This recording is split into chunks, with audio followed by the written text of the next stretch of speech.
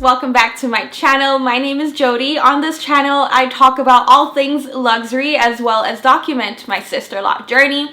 This is a sister lock video where I will show you my new braid and band method, how I wash my hair, and how I achieve this gorgeous bohemian beachy look. If you are new to my channel, please hit the subscribe button to stay tuned for more content like this.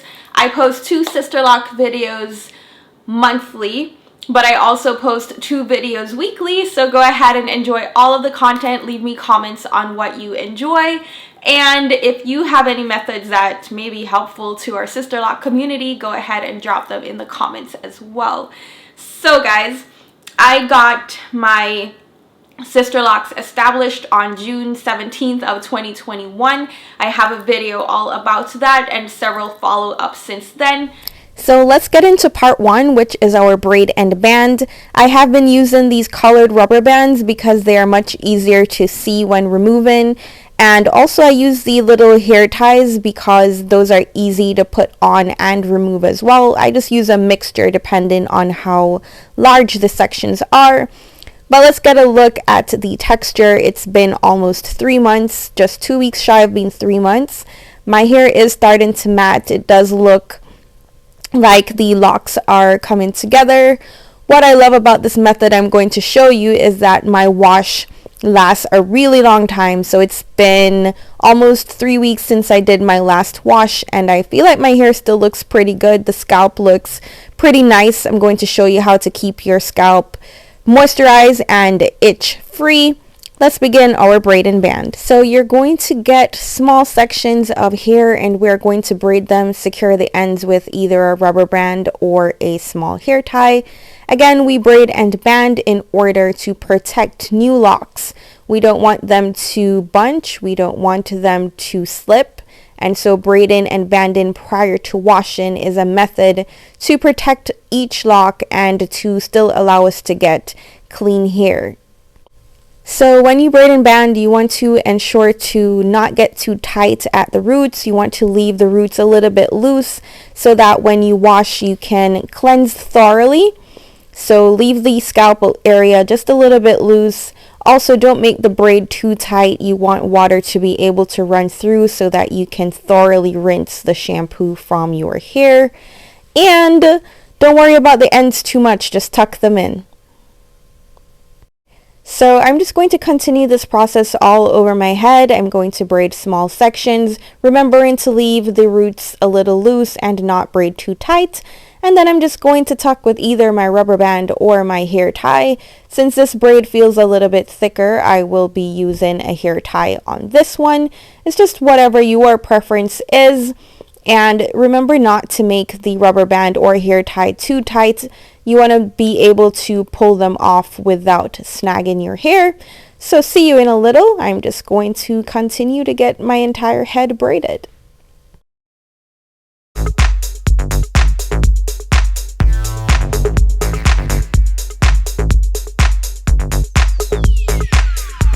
So my loctician has given me the go-ahead to use the shampoo I used to use, which is the Shea Moisture Coconut Oil, because it doesn't dry my scalp out as much. Important thing to note is to rinse your hair thoroughly. Spend at least 10 to 15 minutes really rinsing. This will prevent any residue and any white flakes from forming once you undo the braid. Alright friends, so this is the morning after. I like to wash my hair at night because then it gets to dry overnight and I can start my day the following day.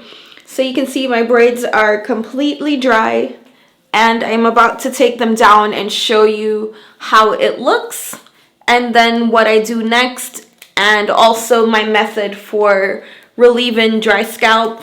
I'm going to show that to you, and the method that I use to get my locks to look kind of bohemian beachy. I'm going to show that to you as well.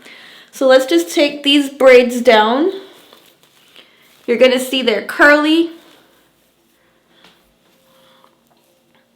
but you know, it's a braided pattern, so.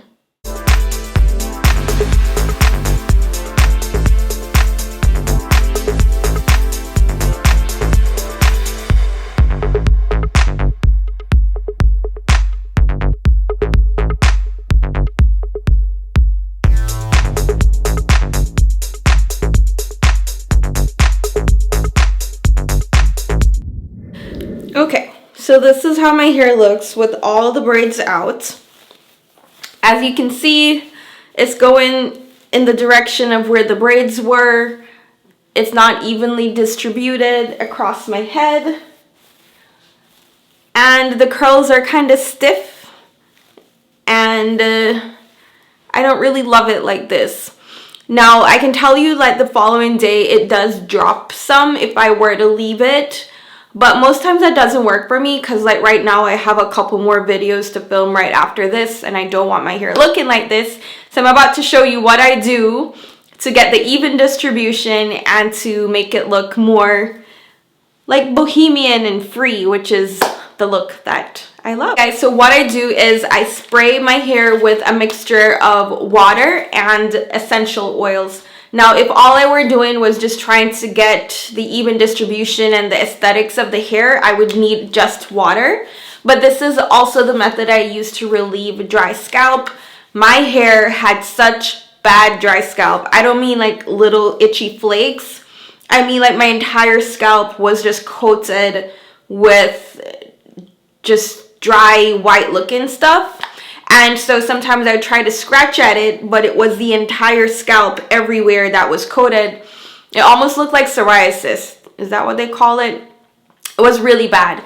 So even though I had got the okay to use my old shampoo, my hair was still flaking and just really dry. So I watched someone else's YouTube video, sorry I forgot her name, but she talked about the use of essential oils and how even though you're not supposed to oil your sister locks, essential oils are non-fatty oils. Fatty oils are like your coconut oil and shea butters and, you know, heavier oils like that. Essential oils are just thin, almost water-based, and your hair will not absorb and get weighed down, but it's enough to like give your scalp a nice relief. And a lot of them also have itch prevention properties. So I've always used essential oils in my hair even before I had it locked, so I already had these. I'll provide a link for you. I've got lavender oil, tea tree oil, which is great for itching. Lavender is great for growth. And I have rosemary, which is great for thickness. These are by Green Health and I bought them on eBay. I believe they're about $10 a bottle and these are 4-ounce bottles. But I'll give you a link in the description box. These are all natural essential oils and it's just the extract. This is the purest form that I could find and for the lowest amount of money. So I think these are really good. So what I do, I have my spray bottle of water and I'll just make another batch now just to show you. And I pour a very tiny amount of the oil, like really tiny amount. And I put that much of each oil, fill up my bottle with water, and I spray my hair, or mostly my scalp. I'll spray my scalp every other night. Occasionally, I'll spray my hair just to refresh the curl pattern. And that's what I'm going to do now to turn this into something that I think looks nice. So I put in all 3 oils, and then I'll fill with water. So not much oils, guys. These oils are very strong. They're the pure extract. So you don't need a lot. A little goes a long way. So you just want to shake it up. And every time you're going to use, you want to shake before you begin. And I just go ahead and mostly spray it to the scalp. And kind of massage it in order to help relieve the dry scalp. Found a braid. Hold on. Alright, back in business. I missed one of the braids. So I'm just spraying to the scalp, massaging in the oil to relieve that dry scalp. But being that my hair is freshly washed, I'm also trying to spray the hair a little in order to get it to start distributing and relieve the tightness of the curl that the braids give. You can see it starting to fall and starting to fluff out. Now when I use this method, my braid and band or my wash day will last me for more than 2 weeks. That's where I'm at now. It's been 2 weeks since I did a wash because this method keeps my hair looking nice every single day. When I leave it in the braid out, that curl pattern will die within about 2 to 3 days, and I will have to braid it again. I don't necessarily wash it, but I braid it again overnight to refresh the curls. And that just starts to become a time-consuming thing for me. And I just prefer having it like this and not having to wash it as often. And my hair smells great. Oh, that's the next advantage. Doing this will make your hair smell really fresh, really clean all of the time. And I love that about it. And you can see how much growth I've had since I started 3 months ago. So not bad, guys. It's coming together. So I'm going to check back in with you once it is dry.